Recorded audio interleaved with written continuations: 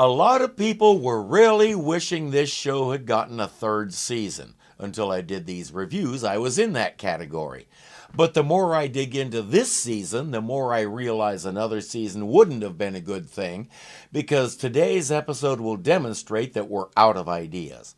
The one redeeming feature of this episode is its guest star, because I'll watch anything that features Malachi Throne. If he did commercials for Fart Neutralizer, I'd watch them and enjoy his performance. By the way, some people need to quit trying to correct my pronunciation. I'm a published Bible scholar specializing in the ancient Hebrew language. I know it's pronounced Malachi, which means technically your pronunciation is as wrong as mine. And mine isn't even original. I learned it from friends at Bible school who made jokes about the Italian prophet. If that surprises you, it shouldn't. I like to say I've never had an original thought in my life.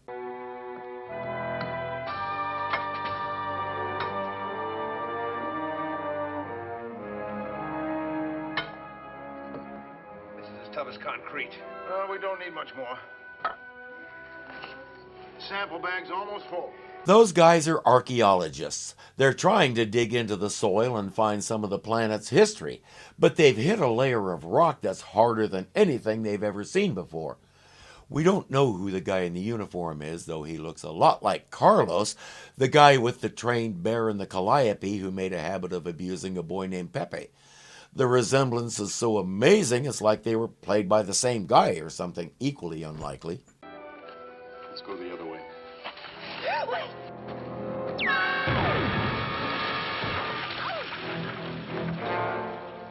Mr. Fitzhugh! Fitzhugh is badly hurt. One of those rocks hit him square on the head. They need to get him back to camp so Betty can look at him. What happened? I don't know. Unless you left some explosives around. Absolutely not. Why? Little people. Over there. They did it. They tried to kill us. Get them. Of course they did, because they have no idea who you are, what you're looking for, or why. They just shoot first and ask questions later. Oh wait, that's your department. Silly me getting all mixed up like that. You see him? Not yet. But they must be somewhere around these rocks. Around the rocks, the rugged rascal ran. Dr. Crane, the older of the pair, got tired of this and gave up archaeology.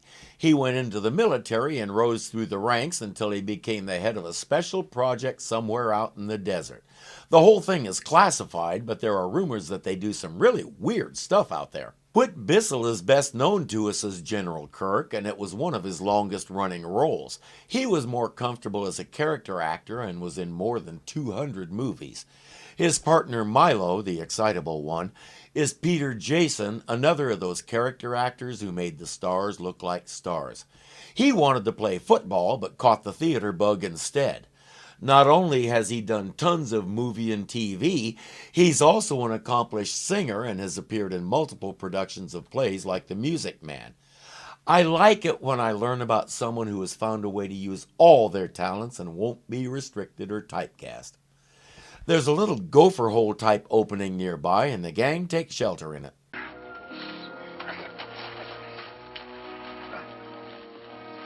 Mark, look. What is it? Some kind of grid. Stay back, Bernie. Problem number one, nobody noticed that they put him down on a thing that's perfectly round and hence probably not natural. Problem number two, Mark realizes it might be dangerous, so he makes Barry stay off it while he and the other two stay on it. Problem number three, come on, Irwin, where's my travel explosion? We know it's your favorite mode of transportation. Little people. Except for your size, you look exactly like surface dwellers. Surface dwellers? Are you spies for them? What do you mean, spies? What would they be looking for? Why would the surface people need spies? Yes, we're deep underground. You may recall this plot from the first season of Lost in Space. But at least this time the little boy doesn't have to kiss an icky girl to get things rolling. Plus, this little boy is growing up enough that he might not object to it as strenuously as Will Robinson did. Our man there wants to know about the explosion on the surface, and he doesn't believe their answer. The man that blasted the rock was dressed just like you are. But he had his back to us.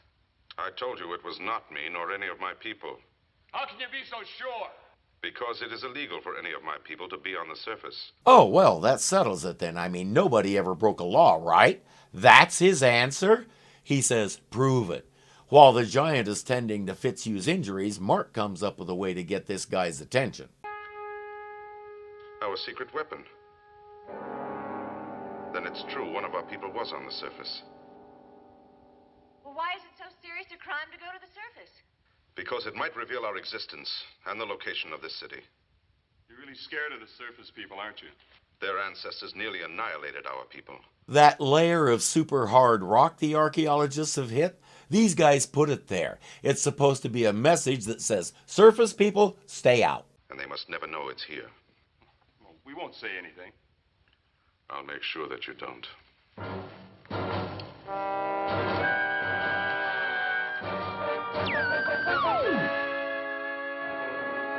They're just immobilized, they're not hurt. That weapon is another Irwin Allen special that can do almost anything the plot needs. I really want to know where he keeps those things and why I don't have one. Second Amendment and all that crap.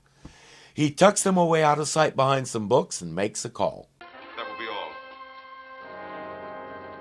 Welcome, General Asa. Will you join me in the traditional glass of wine? I have no time for hypocritical ceremonies. Get to the point.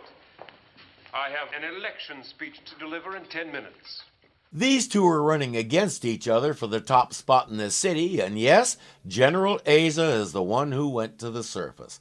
Our chief magistrate doesn't realize that yet, but he has suspicions. Someone, using our top secret disintegrator, has violated the surface and tried to kill those two archaeologists. Who did it? Unfortunately, we don't know. Where did you get your information? Oh, I have my sources. The general starts accusing him of a political ploy because why would anyone want to do that? To start trouble and push us into a terrible war. Oh, ridiculous, sir. Is this one of your political tricks to try to influence the election? You know perfectly well, no one can get anyone near the secret weapons without my knowledge. Precisely why he summoned you, General. The General is appropriately evasive and insulted and always manages to bring the conversation around to the election. Taru needs to stop letting him do that. I believe that's for you.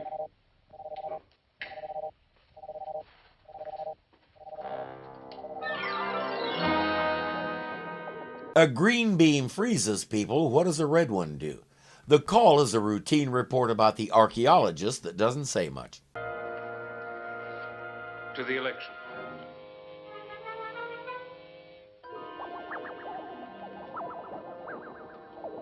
I think council is calling for you. Yes, they're ready for me to deliver my speech. What? We have to get him out of there somehow so Mark and Valerie can warn the magistrate about the wine without the general knowing. That also tells us that they can't move, but they can see and hear everything. Don't ask how they're still alive, since freezing them like that also keeps them from breathing. Hey, don't drink that. The general fired a red ray into it. Into my drink? While you were watching the machine. But that's deadly. No duh. Why do you suppose he did it? I don't know what your word for it is, but on Earth and English-speaking countries, we call it assassination. A quick test verifies that it's true. Mark just saved his life. Then let us go. You owe us that. I will. What about our friend? I'll bring him around. He's a giant who's paranoid about things that happened generations ago, but he's honorable. He knows he owes them big time. Where am I?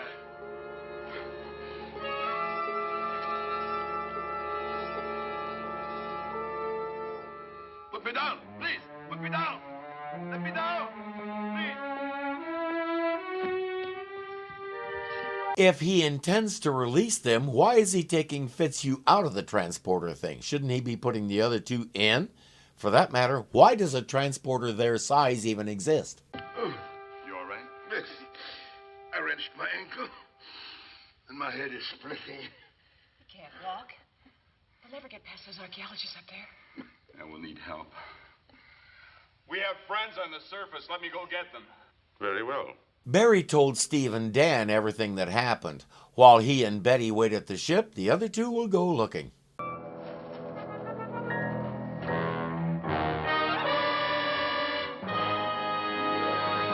Good thing for Mark that this guy's hand-eye coordination isn't the best and he missed. Mark isn't going to stay around and give him a second chance. Hey, we're glad to see you. Where's Val and Fitzhugh? Hundreds of feet straight down. Are you all right? Why do they constantly do that to each other? It seems to be an Irwin Allen trademark that we established way back when John and Maureen Robinson were constantly accusing Will of dreaming stuff up. They're on an alien planet. Anything can happen, and most of it already has. Yet, any time one of their number describes something out of the ordinary, they refuse to believe it. It does not make sense. The magistrate has some kind of topical painkiller that relieves Fitzhugh's discomfort. I think he's having fun demonstrating his gadgets to the newcomers.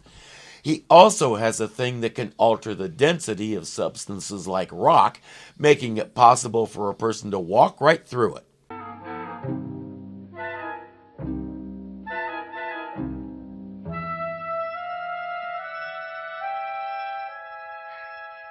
It feels as though there's nothing there.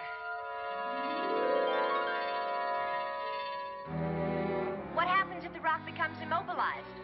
Your arm becomes part of the rock. Next time, lead with that. Dan will stay in the cave and keep track of the archaeologists, because when they get back with Fitzhugh and the others, they're going to need to move quickly. Down below, Steve and Mark are delivering some bad news to the magistrate. How did you do it? How did you build it strong enough to take the stress? Well, it's strong, but not impenetrable. Well, if it can take the blast those archaeologists are preparing, it must be impenetrable. Blast? What blast? Well, around 3 o'clock, we heard them order the explosives. That's worrisome. Explosives could break through their lair and everything they've built will be at risk. You mean the explosion might destroy your city? Not destroy, reveal, which may mean the same in the end. There's no opportunity to explain that right now. He has to hide them from the general. Don't ask me why the general doesn't have some kind of monitor that tells him when the transporter is being used, because when I asked him about it, he tried to point that red beam at me. Your poison didn't work. You'll have to do it with boats. It's your word against mine. Well, accuse me. You'll only succeed in looking desperate and assuring me the election. I have no intention of accusing you, nor of drinking with you. He was expecting to come down here and have to raise the alarm because the magistrate had died suddenly. What's plan B? Something behind those books. Little people. Leave them alone.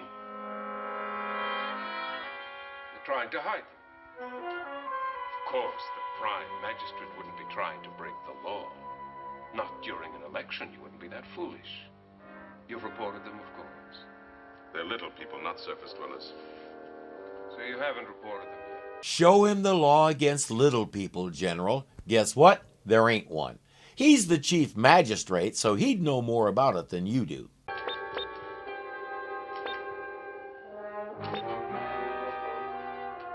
Thank you. An extra precaution.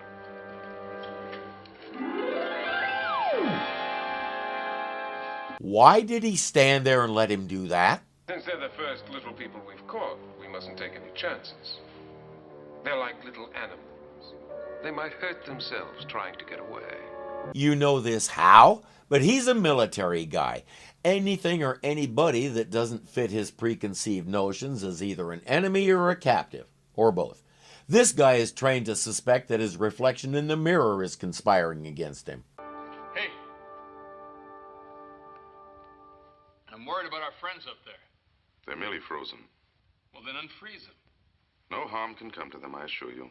They don't have any guarantee of that. He stood there like he was also frozen while the general did that. What else will he stand by and watch the guy do? It's extremely dangerous for you to be here now.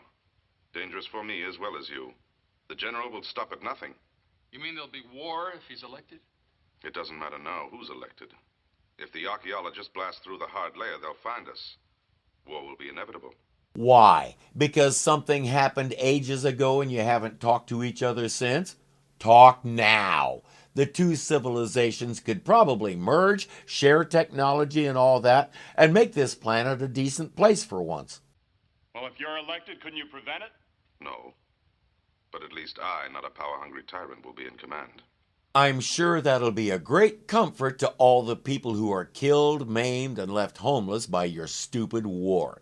He's supposed to be the good guy, but he's no different from any other giant. He thinks it's okay to manipulate, manhandle, and otherwise abuse the little people because he's big and they're not. He says, your friends have to stay here. They've been reported, so I have to turn them over. He crams Steve and Mark into the transporter and sends them back to the surface. He's supposed to be the foil to the general's crazy ideas, but frankly, they're both walking dung heaps. Where's Fitzhugh and Valor? Down there trapped. Steve, we gotta try and get him out. Forget it. What do you mean, forget it? That's what I said.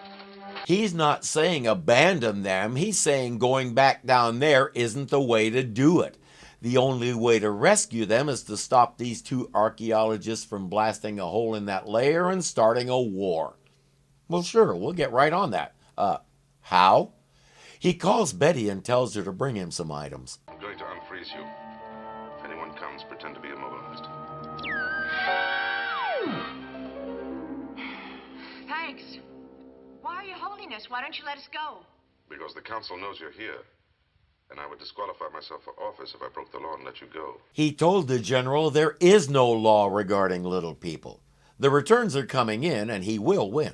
It will be ironic if I'm re-elected on a peace platform, and my first act would be one of war. Then don't, you twit. Contact the surface and open up talks. Whatever your differences were way back when, there's a good chance they don't even exist anymore. It doesn't matter what planet it is. People are crazy. It will be a miracle if anyone survives this time. Yet he's doing nothing to try and stop or prevent it. I know I say it a lot, but there are times when just go with it isn't the best option. You two get over by the door and listen. What are we listening for? Anything, any possible reason why they shouldn't set off that explosive. We'll meet you in the passage. Barry knows where it is. Steve and Mark are hooking that electrical thingamadoodle up to a phone junction box. Forget that, will you, Marlo?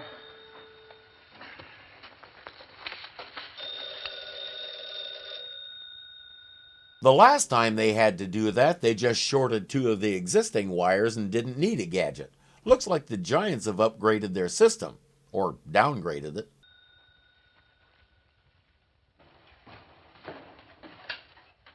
Hello? Base 5, Milo speaking. This is Science Horizons. I'm doing an article on Dr. Crane's project. I'm sure he's pretty busy. Perhaps you could give me the information that I need. By listening earlier, they found out that Milo is a glory hound. He's upset that the institution they work for is going to take all the credit for this dig, and he and Crane will get minor honorable mentions. He wants the world to know what a brilliant archaeologist Dr. Crane is. Aren't you afraid that the authorities might stop you from blasting because, well, you might damage some of the surrounding houses? No, not a chance. As long as there's no Omicron 4 on the Earth. Omicron 4. They don't know what that is, but Milo very helpfully gives them the formula. He says, we've been testing, but so far there isn't any, so it should be safe. What does it do? Yeah, well, that's it. What does it do? Well, Who is it?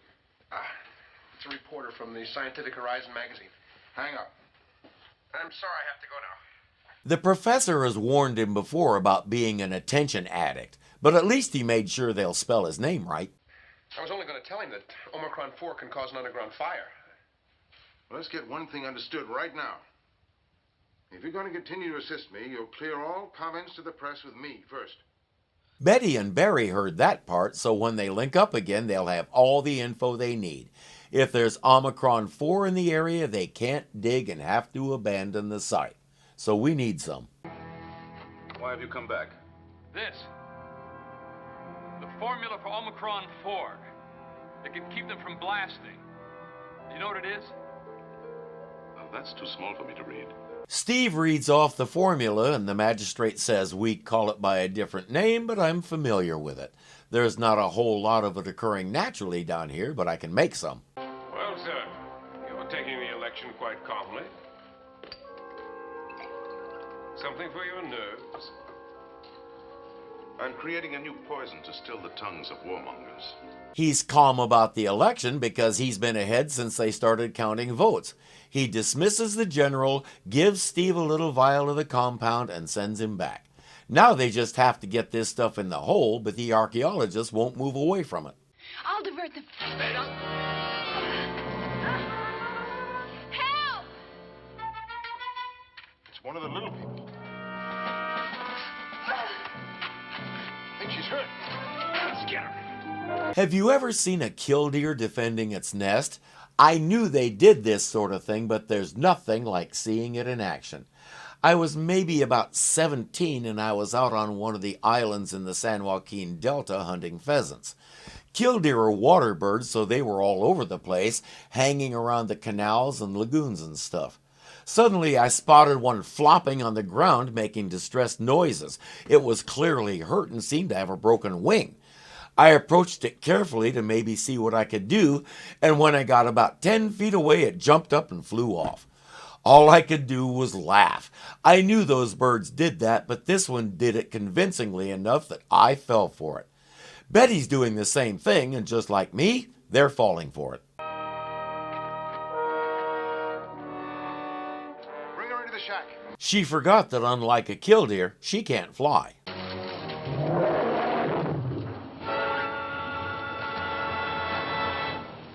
She can't fly, and to him, those guys look like flies. They'll have to split up and try to confuse him. Why did you and your friends try to kill us? Oh, we did nothing to harm you.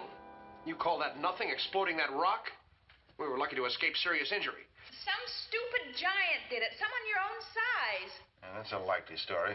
What kind of explosives did you use? How should I know? Speaking of stupid giants, I think she has two more right here. They live under an oppressive, totalitarian regime, yet these people never suspect their own. They always want to blame the little people. We're seeing the result of one of the most successful propaganda campaigns ever. That chameleon isn't going to let Steve and Mark near the hole. Plan B is go past the shack. While they're in the vicinity, they'll see if there's a way to get Betty out of there. Fortunately, the explosives truck just arrived, so our two idiots will be occupied unloading it for a while. Listen, they're running a test over there. I heard him say that it would turn orange if there's any Omicron 4 in it. That's our best chance. I'll try to get some of this in the tube. Cut her loose. They should have been taking Betty with them all this time. She notices everything. The good news? Between now and the end of the series, she'll be doing a lot more and having a lot more screen time. Who knows what the plan was for her in a third season, but between now and episode 25, we'll get to see her actually be part of the crew instead of just an add-on.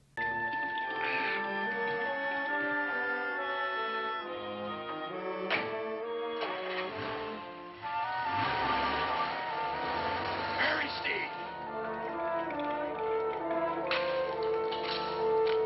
That's that. Let's get out of here. It's a very pretty speech, full of peace and soft words. Well, you've won an election, but you won't escape my war. The archaeologists are getting ready to set off an explosion that will split our walls apart. You knew? And you kept it a secret? When you were aware of what it meant? War. That's what it means. It's what he wants, and it makes sense. Militaries exist to wage war against each other. It's their only reason for existing. If there's no war, there's nothing for them to do. There's been a lot of talk about our Second Amendment lately, and I'm not going to get into the controversy. I'm just going to point out the setting in which it was written. The country didn't have a standing army. The well-regulated militias were the army. It was their job to live their lives in a normal fashion unless a military threat arose. Then they were to grab their muskets, gather their militia together, and go meet the threat. That's the context of the Second Amendment. After it was written, the United States started fielding a true professional army and all the rest, which meant the citizen soldier was no longer needed. But when you have professional military people that you're paying to be military, there are those who think you should get more for your money, and that means you need a war. That's the general's reasoning. We have military people and stuff, let's go use them and attack somebody. I don't get it, and I'm frequently happy about that. And something else I find puzzling, Taru is the big shot. Can't he just order the general to stand down? You will leave no one. And there will be no explosion to reveal our city. Right now, the little people are pouring a chemical into the drill hole that will make those surface dwellers give up their blasting and leave this site forever. Relieve him of duty and make sure your entire military complex knows it when you do so he can't go renegade. Well, they won't stop my war, that I promise you. God! I'll stop your little people. He has delusions of glory and victory and all that, and it doesn't matter whether there's a reason for it or not. He's going to go down in the history books as the great conquering hero. The general? Yeah, what's he doing here? He's hunting for us, it looks like. He's got one of those guns you described. Make sure the contacts are tight. And set the timer. I double-checked it, Doctor. Steve runs out into the open and gets their attention. When they chase, he leads them right to the general.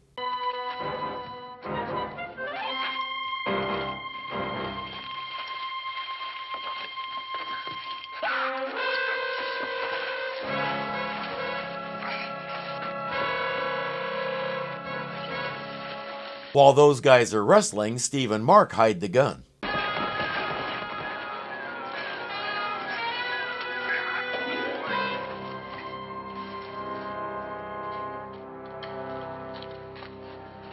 His head hit the rock. He's dead. You're kidding. Sam Bolt has taken dozens of hits that were way harder than that and walked away. I don't see how the general thought he was going to lead a war with a head that soft. Dr. Crane! Dr. Crane! The test is orange. Omicron 4. The little person, she's gone. Oh, never mind about that. What's really important is that now we'll have to abandon this whole area. Mission accomplished, but the magistrate is still frozen down below. Fitzhugh and Valerie are doing something about that.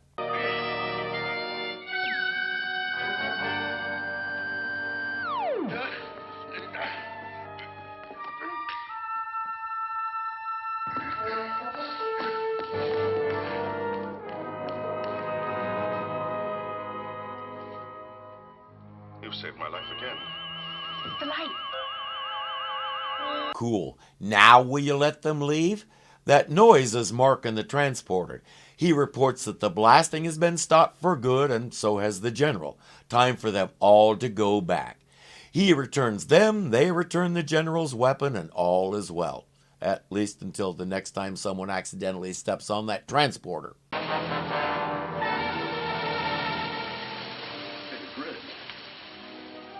He's destroyed it. Unless he does that. Pardon my bluntness, but Malachi Throne pretty well carried this episode.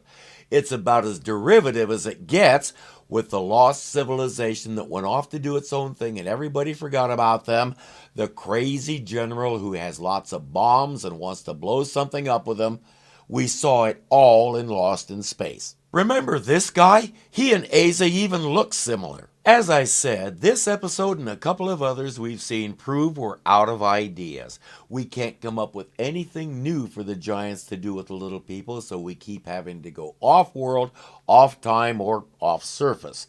And most of them are recycled Lost in Space or time tunnel plots. It's too bad, really, because this really is a good show with a lot of important things to say. Still, If a talking carrot shows up, I quit. Hey, thanks for watching. If you like what you see, please click the thumbs up. It really does help the channel. If you're not subscribed yet, the button looks something like this. So click it and join our little family.